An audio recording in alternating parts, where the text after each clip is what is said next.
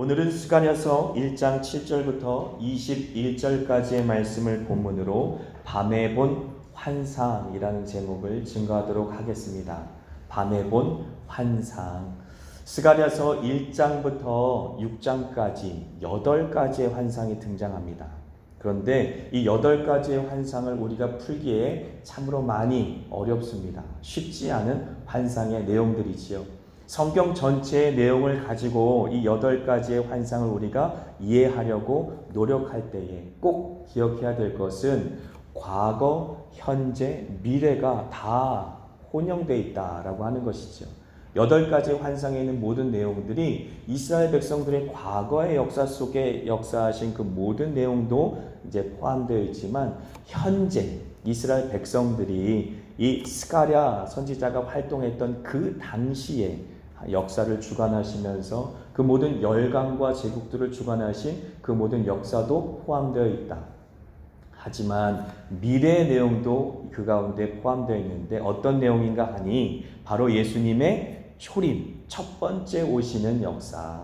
그래서 이제 선지자들이 예언한 그 모든 예언의 말씀대로 이 땅 가운데 구원자 되신 예수님이 첫 번째로 오시는 초림에 대한 내용도 있고, 하지만 우리가 볼 때에도 아직 이루어지지 않은 예언의 말씀들이 있어요. 예수님의 재림 때에 이 땅 가운데 이루어질 이야기 역시도 스가랴서에 함께 있다라는 사실은 굉장히 놀랍습니다. 그래서 성경 66권 중에 구약 성경이 39권인데 마지막에 3권이 학개, 스가랴, 말라기, 이 3권의 책이 마치 구약 성경과 신약 성경을 잇는 다리 역할을 하고 있는 것을 우리는 발견하게 되는 것이지요. 그래서 구약 시대의 모든 이스라엘 백성들과 함께 하셨던, 역사적으로 함께 하셨던 하나님에 대해서 이야기할 뿐만 아니라 현재적으로 이 예루살렘을 재건해야 되는 그 모든 현실에 대해서도 환상 가운데 이야기하고 있고, 하지만 미래에 예수님께서 그 땅 가운데 구원의 메시아로 오셔서 그 모든 구원 역사를 이루실 것에 대해서도 예언하고 있으며, 뿐만 아니라 다시 두 번째 오셔서 하나님께서 이 땅에 하나님의 나라, 새 예루살렘, 그리고 새로운 백성들, 교회를 향한 예언의 말씀도 같이 포함되고 있다라는 사실을 기억하시고 이 도표를 한번 보시면 좋을 것 같아요. 한번 도표를 보여주시죠. 글자가 좀 많아서 한 번에 눈에 딱 들어오지는 않겠지만, 제가 왜 1번, 8번, 2번, 7번, 3번, 6번, 4번, 5번 이렇게 짝을 지어놨냐면 8가지의 환상이 이제 등장하는데, 8가지의 환상이 첫 번째 환상은 8번째 환상과 함께 짝을 이루고 있고요. 두 번째 환상은 7번째 환상과 짝을 이루고 있고, 세 번째 환상은 6번째 환상과 짝을 이루고 있고, 네 번째는 5번째와 짝을 이루고 있기 때문에 짝을 이루어서 함께 살펴보고 또 한눈으로 바라보면 훨씬 이해가 쉽기 때문에 이렇게 짝을 지어놨습니다. 그래서 우리가 읽은 본문 말씀 속에서는 붉은 말을 탄 자와 네 뿔과 네 대장장이를 오늘 읽었어요. 그래서 그 부분에 대해서 우리가 함께 이제 살펴볼 터인데, 그 내용만 있는 것이 아니라 8가지를 좀 잠깐 살펴본다면, 하나님께서 말을 탄 자들을 통하여서 예루살렘 땅, 이 땅을 정탐하게 하시지요. 그래서 하나님의 때가 이미 이르렀다, 하나님께서 그 땅을 회복할 때가 이르렀다라는 말씀을 하십니다. 그래서 하나님께서 이제 예루살렘 땅을 그만 쉬게 하시고 그 땅에 하나님의 나라를 다시 이뤄가시는 때가 이미 도래하였다라고 하는 것이지요. 그래서 정탐한 사람들이 뭐라고 말하냐면 온 땅이 평안하고 조용하더이다 라고 말하지요. 이스라엘 백성들에게 가나안 땅을 들어가라 라고 말하였더니 가나안 땅에 들어가서 하나님의 말씀을 제대로 지키지 못했죠.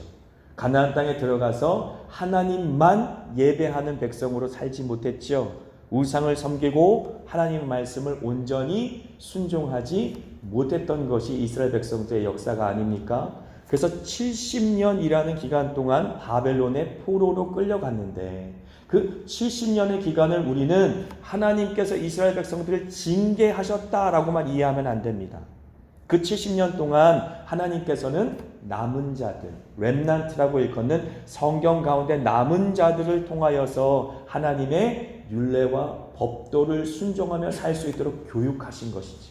그래서 우리가 아는 것처럼 에스더, 에스라, 느헤미야, 스룹바벨, 다니엘 그리고 세 친구처럼 믿음의 사람들이 하나님의 말씀 가운데 훈련되어지고 교육되어지는 그 기간으로 70년을 하나님께서는 사용하셨다라는 사실을 우리는 또 알 수가 있는 것이죠. 뿐만 아니라 70년은 바벨론이라고 하는 큰 나라인데 그 한 나라에 흥망성쇠가 다 들어있는 날이었어요. 그러니까 바벨론이 시작하고 70년이 끝난 후 바벨론은 패망하고 맙니다. 그래서 하나님께 쓰임받고 한 나라가 사라지는 기간이 70년이 걸렸다라는 사실도 우리는 알 수가 있어요. 하지만 또 한 가지 우리가 기억해야 될 것은 뭐냐면 그 70년의 시간들은 하나님의 말씀을 끝끝내 듣지 않았던 이스라엘 백성 때문에 쉬지 못했던 가나안 땅이 안식하는 날들이었습니다. 그러니까 이제 이스라엘 백성들은 7년째 되는 날 항상 안식했어야 됐죠. 6년 이제 농사를 짓고 7년째는 안식년으로 땅을 쉬게 만들었어야 됐어요. 그리고 50년째는 어떻게 됐습니까? 희년을 선포해서 사람뿐만 아니라 그 모든 이 육축도 이제 희년이라고 하는 주빌리라고 말하는 희년의 해방의 기쁨을 맞도록 하여 예수 그리스도로 말미암아 이 땅 가운데 이렇게 이 도래하는 하나님의 해방과 자유에 대해서 항상 기억해야만 했었습니다. 그런데 이스라엘 백성들은 안식년을 지키지 않았기 때문에 강제로 하나님께서 70년 동안 그 땅을 쉬게 한 기간이었다라는 사실도 알 수 있죠.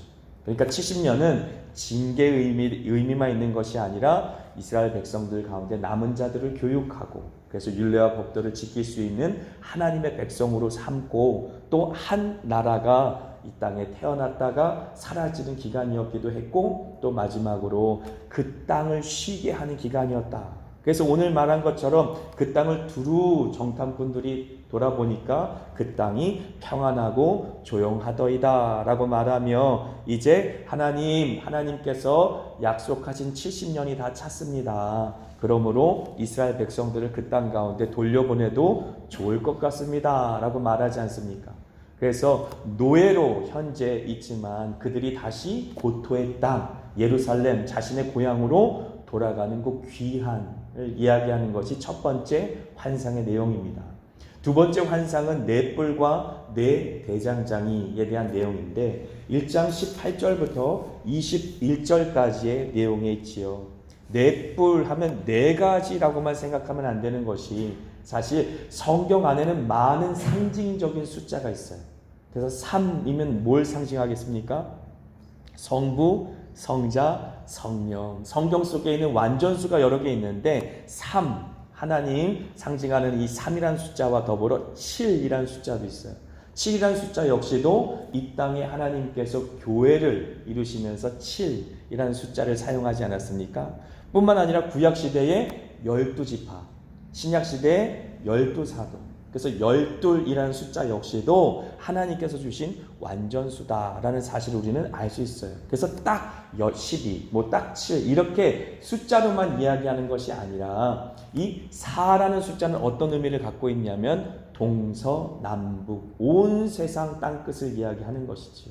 온 세상 가운데 어떤 영향력을 행사하는 열강들, 제국들이 일어났는데 그 제국들의 힘을 뿔로 표현한 것입니다. 그래서 4개의 뿔이라 해서 딱 4개의 나라만 이야기하는 것이 아니라 이스라엘 백성들에게 끊임없이 영향력을 행사했던 애굽이나 아수르, 바벨론, 페르시아, 그리스, 로마와도 같은 그 당시에 끊임없이 이스라엘 백성들에게 영향을 행사하던 제국들, 열강들에 대한 이제 심판에 대해서 말씀을 하시는 것이죠. 그 열강들이 이스라엘 백성들을 심판하기 하도록 그렇게 도구로 삼았는데 그들은 오히려 더 그 기회에 악을 행함으로 말미암아 하나님께서 그들을 향하여 진노하시는 장면이 등장하지 않습니까? 이 모든 세상은 하나님께서 통치하신다라는 것이죠. 그래서 대장장이가 그 뿔을 이제 무너뜨리고 또 옮기는데 왕을 세우시고 또 왕을 폐위시키는 분이 하나님이시고 나라를 세우시고 또 나라를 없애시는 분이 하나님이시다라는 사실에 대해서 성경은 계속해서 강조하고 있는 것입니다. 그래서 네 뿔과 네 대장장이의 환상은 하나님의 주권, 하나님의 통치에 대해서 우리에게 말씀하시며 이제 이스라엘 백성들이 그 열강에 의해서 침략을 당하고 결국은 나라가 빼앗기고 포로가 되었지만 하나님께서 다시 회복해 주실 것이다. 그 모든 그 권세로부터 자유케 해주실 것이다 라는 내용에 대해서 말하고 있는 것입니다.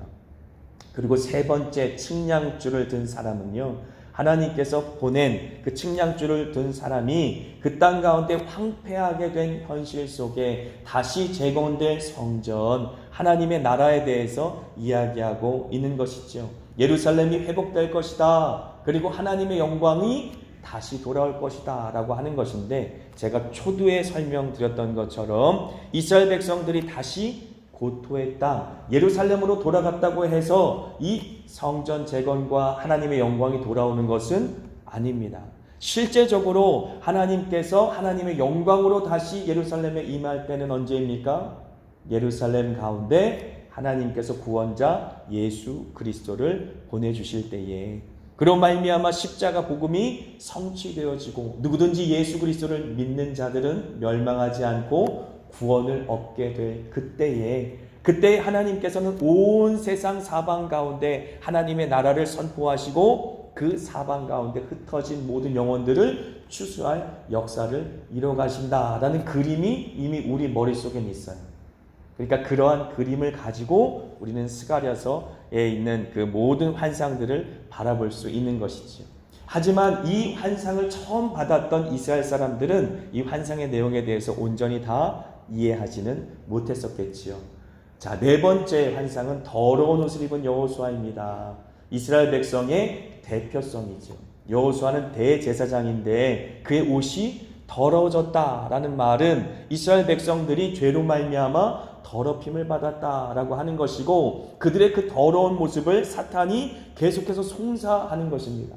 그런데 하나님 아버지께서는 그에게 다시 깨끗한 옷을 입혀주시는, 그리고 정결한 관을 씌워주시는 내용이 3장에 등장하게 되는 것입니다. 이것이 바로 하나님께서 약속하신 그 모든 약속이고요. 그래서 그 대제사장 여호수아 그 가문에서 결국 하나님께서 약속하신 싹이 나오게 된다. 바로 구원자 예수 그리스도께서 예루살렘 가운데, 이스라엘 백성 가운데 다시 이 땅 가운데 오실 것이다 라는 예언을 하고 있는 것입니다. 그리고 이제 다섯 번째 환상은 순금 등잔대와 두 감람나무예요. 이 환상은요, 어떻게 보면 요한계시록에 나오는 이제 11장에 등장하는 두 증인과 굉장히 맥을 같이 하고 있습니다. 그래서 순금 등잔대가 있고요, 두 감람나무가 있는데 이 등잔대 가운데 계속해서 감람나무가 기름을 공급해요. 그리고 힘으로도 되지 않고 능으로도 되지 않고 오직 하나님께서 부어주시는 성령으로 말미암아 이루어질 수 있다. 하나님의 역사는 인간의 힘이나 능력으로 하는 것이 아니라 성령의 임함으로 말미암아 하나님께서 직접 하나님의 열심으로, 하나님의 능력으로 하나님의 역사를 이루어 가신다라는 이야기를 지금 하고 있는 것입니다. 그래서 영적으로 또 이 더러워진 그 모든 것들을 하나님께서는 거룩함으로 회복하여 주시는 그림도 함께 등장하게 되는 것이지요. 그래서 여섯 번째 환상은 날아가는 두루마리. 근데 이 두루마리가요, 얼마나 크냐면 성전만큼 큽니다. 그 사이즈가 5장에 이제 기록되어 있는데, 이제 그 길이가 20규빗이고 너비가 10규빗이다 라고 말하는 것은 마치 성전만큼 큰 두루마리예요. 근데 그 두루마리가 온 세상을 덮을 만큼 큰 두루마리가 날아오는 것이죠. 그 두루마리 가운데 저주라고 써있고, 도둑질하는 자는 그 이쪽 글대로 끊어지고 맹세하는 자는 그 저쪽 글대로 끊어지리라 라고 말하는데 하나님의 말씀대로 이 땅은 통치될 것이다 라는 환상이죠. 하나님께서 말씀하신 그대로 이 땅 가운데 하나님의 심판과 구원이 임할 것이다 라는 환상입니다. 그래서 영적으로 황폐한 그 땅이 죄에서 해방될 것을 말씀해 주고 있습니다. 7번째 환상은 에바 속의 여인이에요.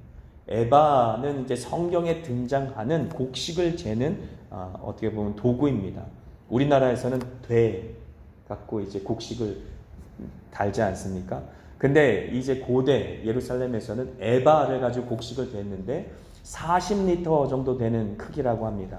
그러니까 그 에바 속에 여인이 들어갔다라는 말은 여인이 도저히 들어갈 수 없는 사이즈예요.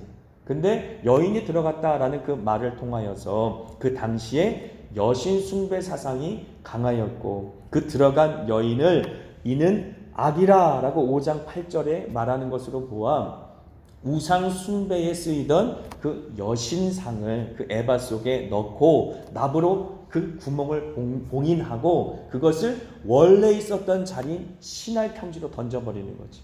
학의 날개를 가진 여인들이 그 에바를 들고 신할 평지로 가져갔다고 이제 이 환상에 나오는데, 신할 땅은 이제 메소포타미아 지역의 티그리스 강과 유프라테스 강 사이의 평지를 말합니다. 굉장히 곡식 지대여서 옛날부터 굉장히 큰 나라들이 열강들이 태어났던 그러한 지역이죠. 그래서 바벨론, 현재로는 이라크가 있는 땅인데요. 바벨론의 원래 이 땅이기도 합니다. 그 원래 우상이 있던 자리로 이제 되돌려놓는 그런 환상이죠. 그러니까 하나님께서 친히 우상 숭배를 끊으시고 더 이상 영적으로 타락하지 않고 하나님 앞에서 우상으로부터 자유함을 얻는 그런 영적 회복을 약속하는 것이지요. 그리고 마지막 네 병거의 환상은, 병거는 전쟁의 상징이 아니겠습니까? 그 전쟁의 상징인 네 병거라고 하는 것은 사방 가운데 영적인 승리를 하나님께서 선언하시는 것입니다. 동서남북 땅끝까지 이르러 여호와 하나님께서 승리하신다라는 선언인 것이지요. 만군의 여호와라는 호칭이 스가랴서에만 53번 등장합니다. 그만큼 만군의 여호와를 강조하고 있어요. 만군의 여호와다라는 것은 하나님께서 이스라엘 백성들을 이제 애굽에서 하나의 가정에서 하나의 민족으로 만드시고 그들이 출애굽시키실 때에 하나님의 군대가 되었다라고 말씀하시거든요. 그래서 이스라엘 백성의 그 군대의 이 왕이신 하나님에 대해서 말씀하시는 것일 수도 있고, 또 천군 천사의 통치자이신 하나님이심을 또 선언하는 것일 수도 있습니다. 그러므로 천군 천사와 이 땅 가운데 하나님의 백성을 통솔하시는 그러한 만군의 여호와 하나님께서 그 주권을 가지고 이 땅 가운데 임하셔서 이 세상의 모든 무질서와 죄를 회복하시고 하나님의 나라를 이제 마지막에 이루어 가실 것이다 라는 사실에 대해서 우리에게 얘기해 주고 있는 것입니다. 그래서 8가지 환상, 이제 가정에서 혼자 묵상하시고 보시면서 좀 이해하기가 쉽지 않을 터인데 라고 생각하실 수 있지만, 한번 같이 말씀을 묵상하시면서 좀 더 이해를 깊이 하시고 요한계시록까지 함께 이어져 있는 이 환상의 내용들을 이제 하나씩 풀어가시면서 삶에도 적용하시는, 또 신앙에도 적용하시는 은혜가 있기를 바랍니다. 아멘. 이 예언의 말씀, 환상의 말씀을 잘못 해석하면 좀 문제가 커요. 특별히 이제 5번째 보면 두 감람나무가 나오고, 이제 요한계시록 11장엔 두 증인이 나온다고 말씀드리지 않았습니까? 그 두 증인에 대해서 요한계시록 11장 6절은 이렇게 말해요. 그들이 권능을 가지고 하늘을 닫아 그 예언을 하는 날 동안 비가 오지 못하게 하고, 또 권능을 가지고 물을 피로 변하게 하고 아무 때든지 원하는 대로 여러 가지 재앙으로 땅을 치리로다. 이 말씀을 들으면서 누가 생각나십니까? 모세하고 엘리야가 생각이 나시죠. 기도하였더니 하늘문이 닫혀서 이 땅 가운데 비가 오지 않다가 다시 기도하였더니 비가 왔던 선지자 엘리야. 뿐만 아니라 모세는 물이 변하여 피가 되게 하는 기적뿐만 아니라 많은 재앙들을 통하여 그 백성들이 출애굽할 수 있도록 그렇게 하나님께서 쓰임 받았던 선지자가 아닙니까?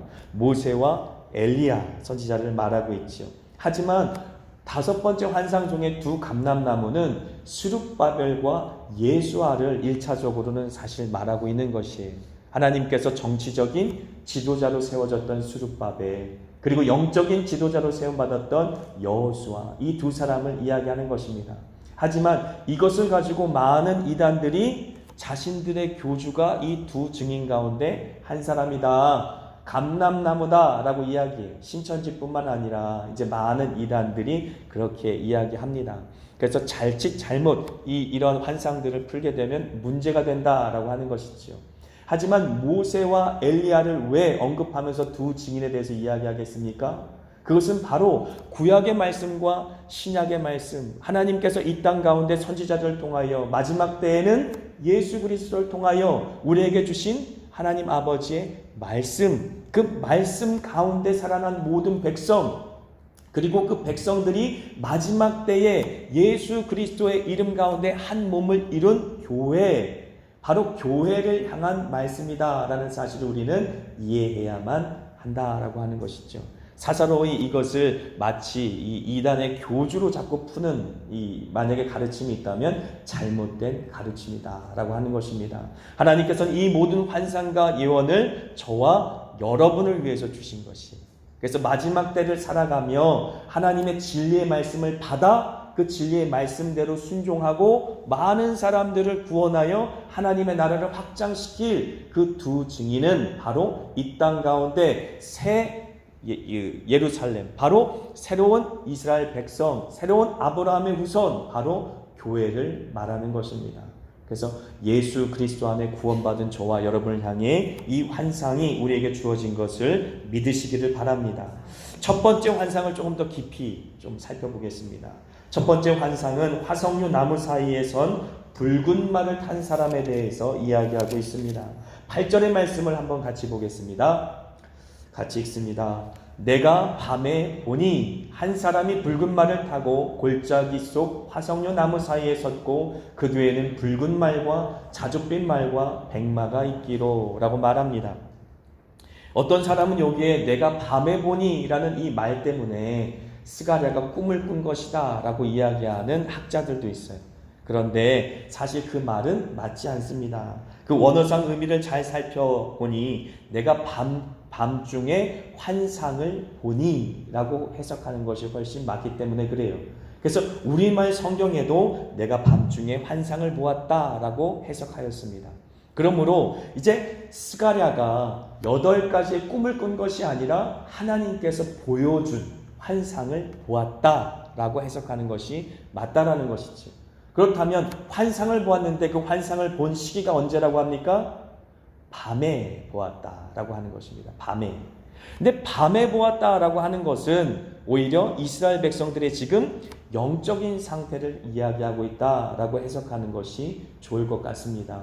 이스라엘 백성들이 흑암 중에 하나님의 뜻을 알지 못하고 하나님의 소망과 하나님께서 어떤 계획을 갖고 계시는지 이해하지 못하고 그렇게 눈이 가려지고 귀가 막혀진 상태에 있을 그때에, 그러한 영적인 상태에 있을 때에 하나님께서 스가랴 선지자를 통하여 환상을 보여주셨다라고 이해하는 것이 맞다라고 하는 것이지요. 그런데 10절에도 그렇고요, 화석류 나무가 등장합니다. 10절 말씀 보면 화석류 나무 사이에 선자가 나오지 않습니까? 화석류 나무가 무슨 나무인지 혹시 아세요? 저도 성경을 보면서 처음 읽어본 이 나무의 이름입니다. 화석류 나무. 왜냐하면 우리나라에, 특히 아시아 지방 전체에도 없는 나무의 종류이기 때문에 그렇습니다. 그 다음 사진 한번 보여주시죠. 이렇게 생겼대요. 굉장히 아름답게 생긴 꽃이죠. 그래서 이 꽃은 사시사철 이제 푸르른 사철나무가 되겠습니다. 그리고 나뭇잎 안에도 향유가 있어서 이제 처음으로 데이트를 하는 이 유대인 여성들이 신발 안에다가 저 나뭇잎을 깔고 이 데이트를 했대요. 그래서 데이트를 하게 되면 이렇게 걷잖아요.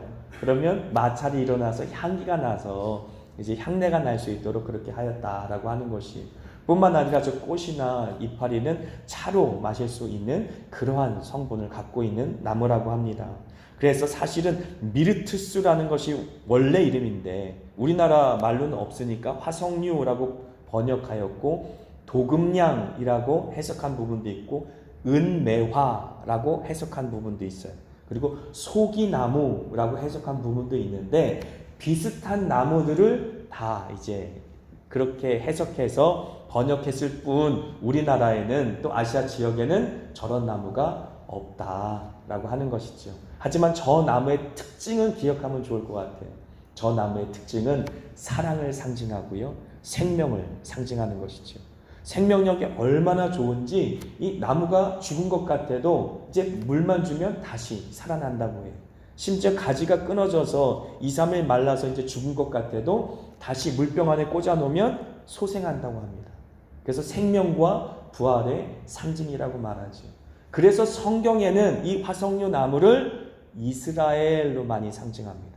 물론 포도나무로 많이 비유하기도 하지만 하나님께서는 화석류 나무, 이 이스라엘 백성들의 생명, 이 질긴, 우리나라는 질긴 생명력을 얘기할 때 칡넝쿨도 많이 얘기하지 않습니까? 칡넝쿨같이 생명력이 있다. 혹은 잔디로도 많이 표현해요. 잔디는 밟으면 밟을수록 더 옆으로 퍼지니까. 또 무궁화도 생명력이 강하다라고 이야기하는데, 이스라엘에서는 화석류 나무가 생명력이 강하고, 그리고 죽은 것 같은데 다시 살아나고, 죽은 것 같은데 다시 살아나는 그러한 부활의 이제 상징성도 갖고 있기 때문에 하나님께서는 이스라엘 백성을 부르실 때에 화석류 나무라고 부르신다라고 하는 것이지요. 이사야서 55장 13절 같이 한번 읽습니다. 잣나무는 가시나무를 대신하여 나며 화석류는 찔레를 대신하여 날 것이다. 이것이 여호와의 기념이 되며 영영한 표징이 되어 끊어지지 아니하리라 라고 말하는 것이지요. 이것은 이스라엘의 회복을 약속하실 때 말씀하시는 것이에요. 죽은 것 같았는데 다시 살아난다 라는 것이지요. 없어진 것 같았는데 다시 나라로 만들어진다. 지금 이스라엘 백성들이 꼭 그렇지 않습니까? 나라가 흩어져서 이름도 없어지고 나라도 땅도 없어졌는데 다시 뭉쳐서 나라가 되고, 이렇게 계속해서 소생하는 모습을 바라보며 화석류와 같다라고 말할 수 있었던 것이죠. 12절의 말씀 같이 읽습니다. 여호와의 천사가 대답하여 이르되 만군의 여호와여, 여호와께서 언제까지 예루살렘과 유다 성읍들을 불쌍히 여기지 아니하시려 하나이까? 이를 노하신 지 70년이 되었나이다 하매. 70년이라는 날에 대해서 제가 초두에 설명을 드렸습니다. 70년은 징계를 상징할 뿐만 아니라 남은 자들에게는 교육의 시간이었고, 그리고 그 땅엔 안식년이 될 수 있었고요. 그리고 바벨론이란 나라에는 그 나라의 수명이 70년이었다라고 하는 것을 알 수 있습니다. 그래서 하나님께서는 그 땅에 희년을 선포하셨던 것이죠. 이스라엘 백성들에게는 고통의 시간이었고 심판의 시간이었지만 그 땅은 희년의 때였다라는 사실을 알 수 있어요. 그래서 예수님께서 누가복음 4장 18절과 19절에 보면 회당에 오셔서 희년을 선포하십니다. 은혜의 해를 선포하십니다. 그 모든 포로된 자, 억눌린 자들에게 자유를 선포하십니다. 그 희년의 기쁨이 얼마나 크겠습니까? 50년 동안 노예로 있던 그 모든 사람들에게 이제 자유다라고 해방을 선포할 때 그 기쁨이 얼마나 크겠습니까? 그들은 그 기쁨을 다른 사람들에게 주지 못하고 오랜 기간 동안 계속해서 다른 사람들을 압제하고 고아와 과부들의 땅을 빼앗고 그들의 가업을 모두 다 빼앗던 악행을 저질렀던 것이 바로 이스라엘 백성들의 역사였는데, 그렇게 악행을 일삼고 우상을 숭배하던 이스라엘 백성들은 70년 동안 바벨론 땅에 가서 포로로 생활하다가 이 땅을 강제로 하나님께서는 희년이라는 은혜의 해를 선포하셨고 70년 동안 평안하게 쉬게 하셨다가 다시 이제 70년 동안 포로로 살았던 사람들에게도 희년을 선포한 것이 이해가 되십니까? 땅에도 희년이었지만 이제 죄악 가운데 있었던 이스라엘 백성들을 다시 희년을 선포해서 은혜의 해를 선포해서 고토의 땅, 자신의 고향으로 돌아갈 때 얼마나 기뻤겠습니까? 우리나라는 36년 동안 일제강점기를 지나고 해방을 맞았을 때에도 그렇게 기뻤는데 70년 동안 노예 생활하고 나라를 잃어버렸던 그들의 역사 속에 희년이 선포되었을 때 얼마나 기뻤겠습니까? 희년의 참 의미를 남은 자들에게 알게 하였을 것이다 라고 하는 것이지요. 그래서 이사야서 61장 1절부터 나와 있는 그 모든 희년에 대한 이야기를 예수 그리스도께서 오심으로 말미암아 너희들 귀에 이 말이 응하여졌느니라 라고 선언하심으로 말미암아 완전하게 이루시죠.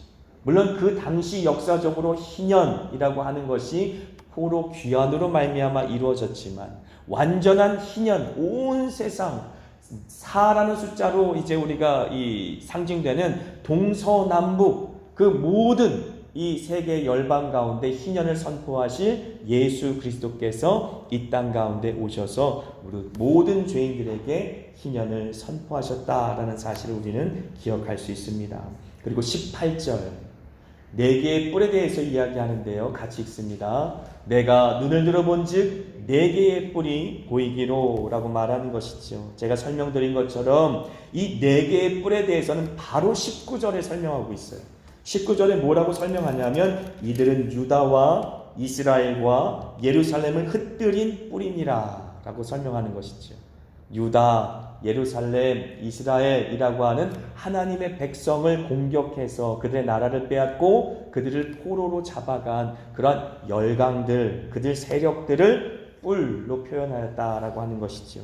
하지만 하나님께서 4명의 대장장이를 보내셔서 그 뿔을 다 다스리시고 하나님의 사랑과 공의로 다시 그 땅을 회복해 나가는 것이지요.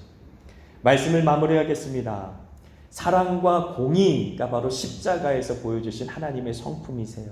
하나님의 사랑은 십자가에서 그 아들 예수를 죽이심으로 말미암아 우리에게 확실히 증거되었습니다. 하지만 하나님의 공의는 아무런 죄가 없는 하나님의 어린 양 되신 예수 그리스도께서 우리의 죄를 담당하셔서 십자가에서 죽으심으로 말미암아 온전히 성취된 것이지요. 그래서 예수님께서는 엘리 엘리 라마 사박다니 나의 하나님 나의 하나님 어찌하여 나를 버리셨나이까 라고 십자가에서 외치지 않았습니까? 처절하게 죄의 결과인 사망을 경험하신 것입니다. 처절하게 죄의 결과인 사망, 즉 하나님과 죄인과의 사이에 단절을 경험하신 것이죠. 그래서 하나님이신데도 불구하고 하나님 아버지와 그의 아들인 예수 그리스도가 단절되었다는 사실은 우리에게 큰 충격을 안겨주는 것입니다. 하지만 그 징벌을 받으심으로 말미암아 우리에게 하나님의 사랑과 하나님의 공의를 온전히 증거해 주셨죠. 하지만 십자가에서만 그 사랑과 공의를 계속해서 말씀하시는 것이 아니에요. 십자가에서 가장 선명하게 우리에게 보여질 뿐입니다. 오늘 우리가 읽은 스가랴서의 모든 말씀 속에는 하나님의 절절한 사랑이 묻어 있습니다. 그리고 하나님의 공의가 함께 선포되는 것이지. 하나님의 사랑은 한결같았고 또 공의로우신 하나님의 성품 역시도 한결같았다라는 사실을 우리는 스가랴서를 묵상하면서 우리 마음속에 새겨야 할 것입니다. 기도하겠습니다. 하나님 아버지, 주님의 은혜와 사랑을 감사합니다. 하나님, 주님의 사랑과 주님의 공의를 조금 더 스가랴서의 말씀을 통해 우리 마음과 심령 가운데 새기게 하여 주시옵소서. 확실한 그 은혜와 사랑을 부여잡고 이 세상 가운데 살아가면서도 실족하지 않고 좌로나 우로나 치우치지 않고 예수 그리스도를 따라가는 저희들 될 수 있도록 축복하여 주시옵소서. 예수 그리스도의 이름 받들어 기도 올리옵나이다. 아멘.